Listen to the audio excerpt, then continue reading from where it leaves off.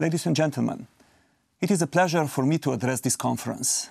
I cannot think of a better venue for the Green Port Congress than the #1 French port bordering the Mediterranean Sea, sea of our European shared history and shared values.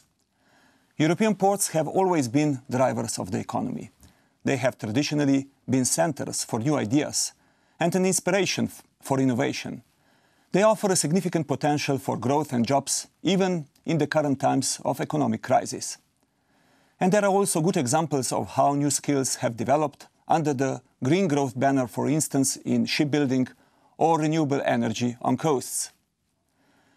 But, like all other industrial installations, ports are also sources of pollution that can have severe negative direct or indirect consequences on human health and the environment. We have certainly made important progress in the past years, and I welcome very much the efforts made by the port and shipping sector in this direction. Thank you. However, there are still areas of concern. Air is one of these.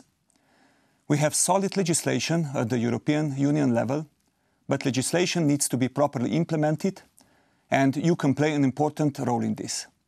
New legislation regarding ship emissions in ports that entered into force recently has led to an average decrease of 66% in concentrations of sulfur dioxide in Mediterranean port cities. The current revision of the European Union Directive on Marine Fuels will further yield much greater reductions of sulfur dioxide and particulate matter, bringing important benefits to public health and to the environment. But innovative solutions will be key to delivering these new objectives in a cost-efficient way. And I hope I can count on your support to show that such solutions are feasible. Another area of concern is the significant increase in marine litter. Here too, you can play an important role through the correct implementation of the Port Reception Facilities Directive. This aims at reducing discharges into the sea of ship-generated waste and cargo residues, which account for about 20% of global discharges at sea. In this context, it is important to consider also economic incentives, which make it worthwhile for shipping operators and port authorities to reuse and recycle these resources rather than dumping them into the sea. Of course, beyond these technological solutions, we also have to manage our human activities in coastal areas, such as coastal development and port activities, but also fishing, aquaculture, and tourism, which have a significant impact on local coastal and marine ecosystems. One way of giving an integrated response to these challenges is to apply integrated coastal zone management.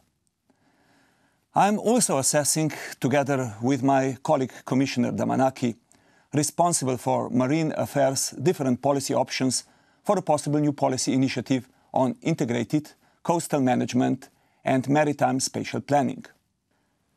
This initiative would help port authorities and the shipping sector to be part of an integrated management of coastal areas and marine spaces. One that takes into account the vulnerability of coastal ecosystems, as well as the needs of the economic sectors and their interactions.